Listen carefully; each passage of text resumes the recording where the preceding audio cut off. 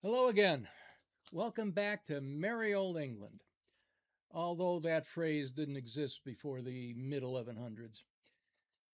If you need to know what's going on here, go watch part one. Let's see, where were we? Yes. Seller and Yeatman were warning us not to confuse King Alfred and King Arthur, right in the middle of 3 chapters of them doing nothing but. But I'll straighten them out. Uh, Chapter 6, Ex-Galahad and the British Navy. Who? Someone who was formerly Galahad?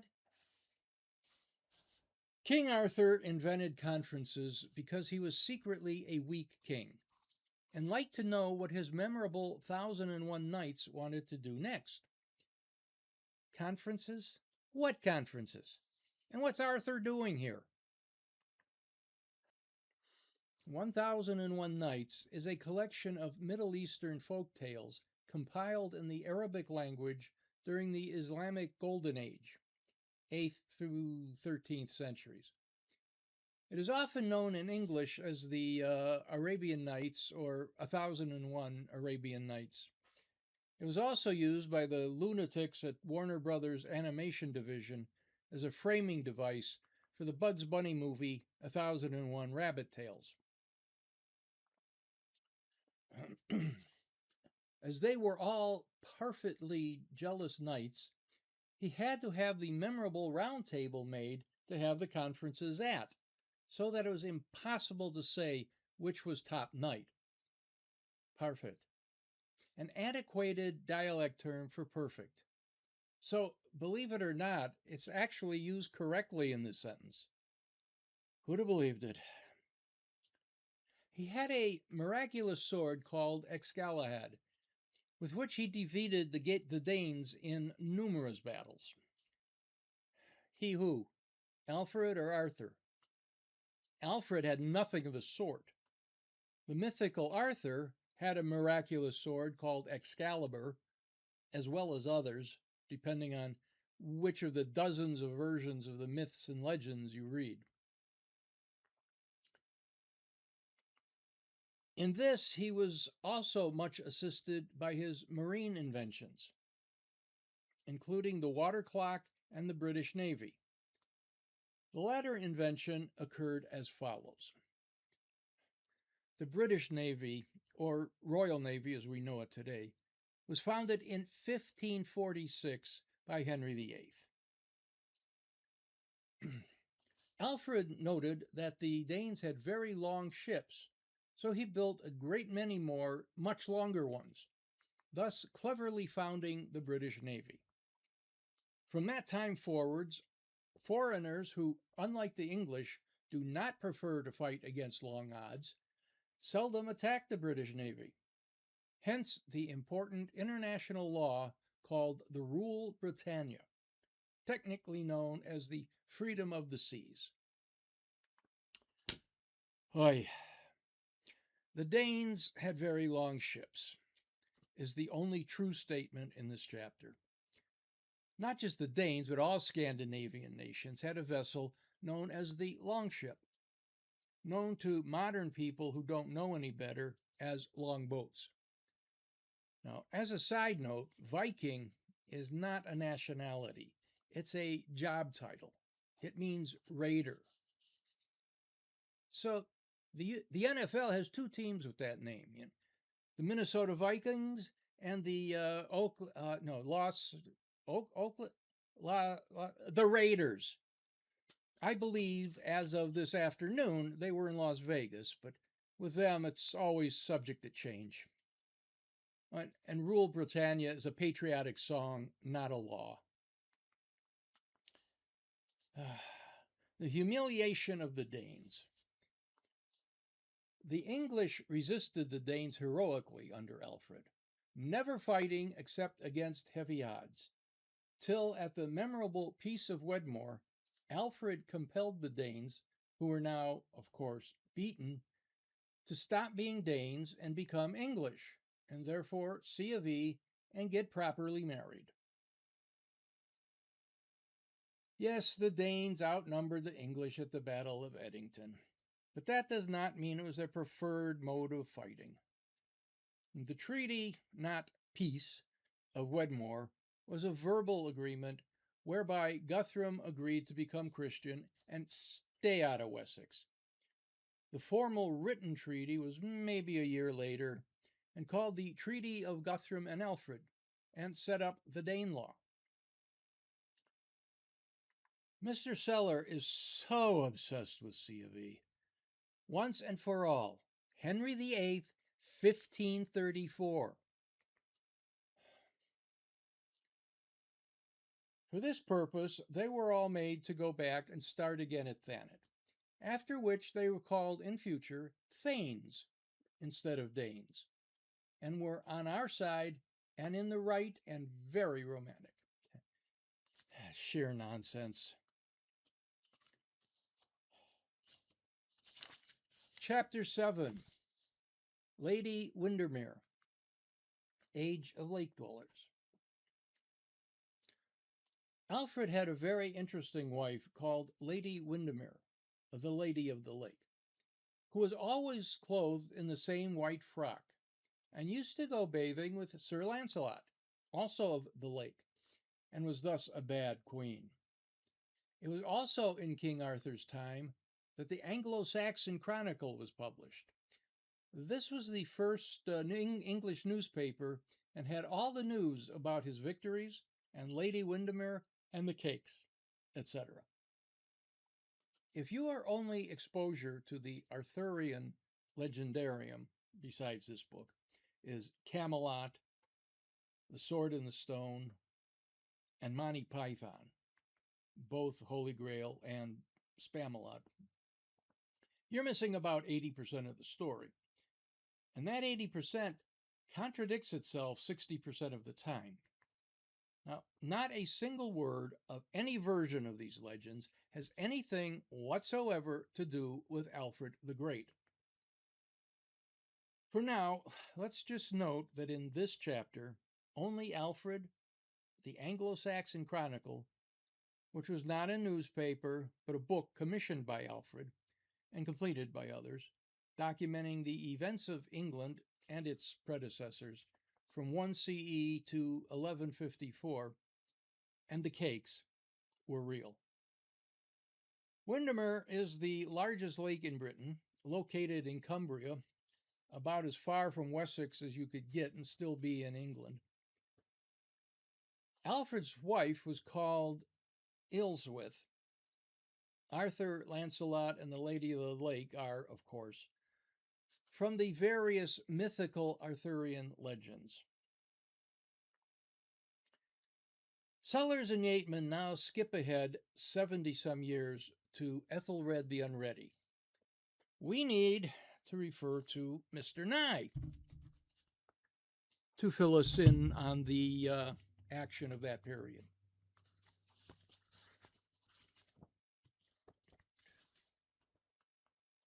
Alfred died about 900. Sources vary. And was succeeded by his son, Edward the Elder. Ethelwold, a nephew of Edward, united the Danes under his own banner, and relations were strained between the leaders until 905, when Ethelwold was slain. Even then, the restless Danes and frontier settlers were a source of annoyance till about 925, when Edward died. But at his death, he was the undisputed king of all Britain, and all the various submonarchs and associate rulers gave up their claims to him. No. Edward was not the undisputed king of all Britain. Edward was followed by his son Athelstan, and it was he who was the first to claim the title of King of the English. That's of the English, not of England. A distinction I never did quite understand, but the French did it too. Early kings were of the Franks. Of France didn't happen till the late 12th century. Edmund the brother of Athelstan, succeeded his brother on the throne at the age of 18. Edred then succeeded the deceased Edmund, his brother, in 946 and took up the eternal job of fighting the Danes. He was succeeded by Edwy the Fair, then Edwy by Edgar, his brother, who began to reign in 959. Edgar died at the age of 32 and was succeeded in 975 by Edward, his son, called the Martyr. Edward was assassinated in 978 at the instigation of his stepmother. Maybe this chart will help. There's a heck of a lot more as far as conflict with the Danes, but I'll just summarize a few high points. Ethelred was 10 years old when he began reigning, under the protection of St. Dunstan, the Archbishop of Canterbury. But in 991, shortly after the death of Dunstan, a great army of Norwegians came over to England. Olaf, who led the Norwegians against England, afterward became king of Norway. The thrones of Norway and Denmark during this period were a huge game of musical chairs. More on them in the next chapter. So let's take a deep breath and dive back into chapter 8 of 1066. Chapter 8, Ethelred the Unready, a weak king. Ethelred the Unready was the first weak king of England, and was thus the cause of the first wave of Danes. He was called the Unready because he was never ready when the Danes were. In the name Ethelred, the first element, Ethel, means noble, which is why many of Alfred's family had it. The second part, red, means well counseled. So unready would mean poorly counseled, not unready as in modern English. And he wasn't called that at the time. The epithet didn't appear until about 150 years later. Rather than wait for him, the Danes used to fine him large sums called Danegeld for not being ready. But though they were always ready, the Danes had very bad memories and often used to forget that they had been paid the Danegeld and came back for it almost before they had sailed away. And by that time, Ethelred was always unready again.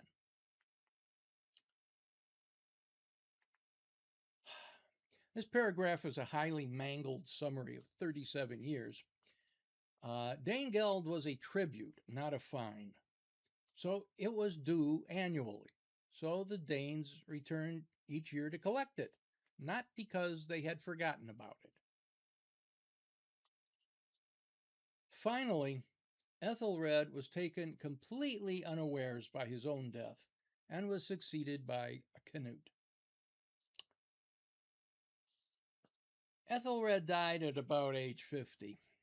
He had been in ill health for some time, so he wouldn't have really been unawares. It would have been expected. A lot of people would say that 50 was quite old at that time, but that's not true. Yes, average life expectancy was only about 30 or 40, but that's because child mortality was so high. When half the population is dead by age 10, the average tends to drop. In reality, if you made it through your teens, you could easily make it to 60 or so, unless you're always fighting wars, like a king would be. He wasn't directly succeeded by Canute. First was Sweyn Forkbeard, who usurped the throne, driving Ethelred into exile. The Olaf, who had invaded England a few years earlier, was now king of Norway. He was succeeded by Sweyn Forkbeard, who was already king of Denmark, and gave up that throne upon taking over England, but kept Norway. Sweyn only ruled for about 6 weeks before dying. Sweyn was followed by Harald II Svenden in Denmark and the Hakakson brothers, Eric and Sven, in various parts of Norway. Ethelred returned to England for another 2 years. He was briefly, about 7 months, succeeded by his son Edmund II Ironside. Then Canute, who was already ruling the Danelaw, took over. Chapter 9. Canute, an experimental king. What the heck is that supposed to mean? Try him for a while to see if he works? He was king of England for 19 years. Quite an accomplishment in those days. This memorable monarch, having set out from Norway to collect some Danegeld, landed by mistake at Thanet, and thus became king. He briefly touched ground at Thanet, Sandwich to be precise, but then continued along the south coast of England, creating his greatest havoc in Dorset, Wiltshire, and Somerset before setting off north into Wessex. It took a lot of fighting over the next 2 years before he, quote, thus became king, unquote. Canute began by being a bad king on the advice of his courtiers, who informed him, owing to a misunderstanding of the rule Britannia, that the King of England was entitled to sit on the sea without getting wet. But finding that they were wrong, he gave up this policy and decided to take his own advice in the future, thus originating the memorable proverb, paddle your own canoe, and became a good king and C of E, and ceased to be memorable. After Canute, there were no more aquatic kings until William IV, see later, creation of peers. More jumbled gobbledygook. We covered rule Britannia previously. Now, the legend is that he had his chair set on the seashore as the tide was coming in. He told it to stop, since he was such a great king and all, but it didn't. He then told the onlookers that, hey, kings weren't really worth much after all. Obviously, Seller is punning paddle your own canoe, which has never been a proverb, memorable or otherwise, just a saying, meaning roughly, mind your own business. Yes, he generally was regarded as a good king, but of course not C of E, which didn't exist for another 500 years. William IV reigned during the early 1800s, so this is even worse nonsense than much of what else is here. Canute had 2 sons, half a Canute and part a Canute, and 2 other offspring, rather Canute and hardly Canute, whom, however, he would never acknowledge, denying to the last that he was their father Canute. These names are all made up for humorous reasons and only partly succeeded. Canute had 2 sons, Sven Knutson, who succeeded him in Norway, and Harold Harefoot, who succeeded him in England, with his first wife, Elfgerfu, and a son, Harthacanute, not half a Canute, who succeeded him in Denmark and then England when Harold died, with his second wife, Emma of Normandy. Emma had previously been married to Ethelred. Yes, that Ethelred, and had at least 7 children, foremost among whom was a son who would become Edward the Confessor in the next chapter.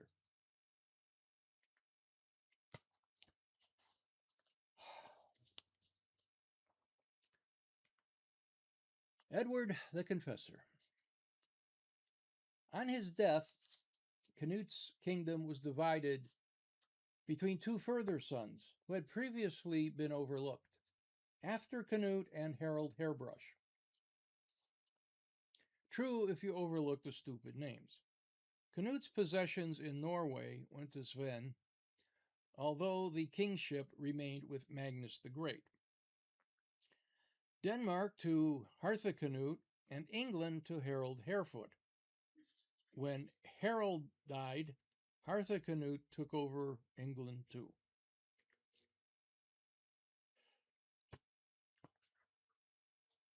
These were succeeded by Edward the Confessor.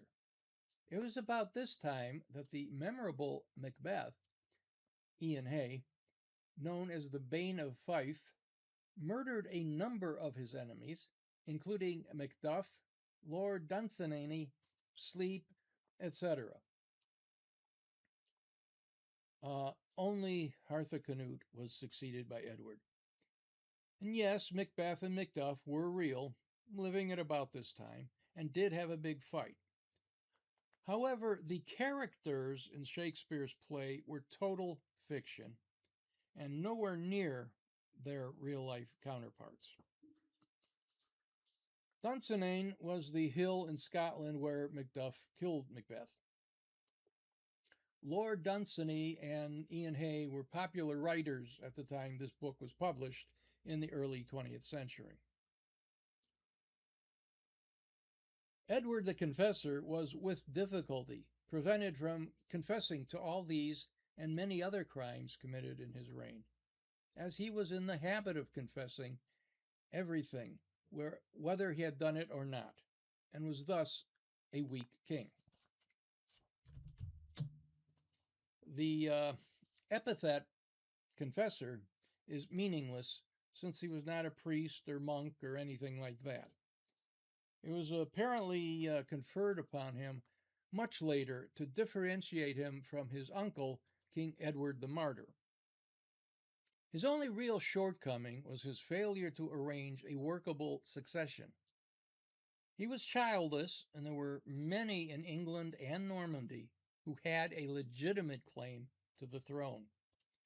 According to various historians, he promised the crown to at least 3 different people, leading to the other memorable date and the most famous battle in English history. The last English king. With Edward the Confessor perished the last English king, viz., Edward the Confessor. Since he was succeeded by waves of Norman kings, French, Tudors, Welsh, Stuarts, Scottish, and Hanoverians, German, not to mention the memorable Dutch king, William and Mary. Edward was the last English king in the sense that he was the last of the House of Wessex. We'll touch on all these other waves at the appropriate times.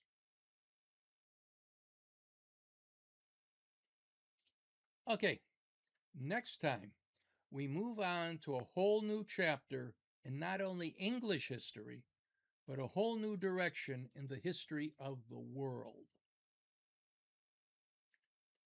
Yeah, I keep feeling like I'm forgetting something. Oh, yeah, the cats.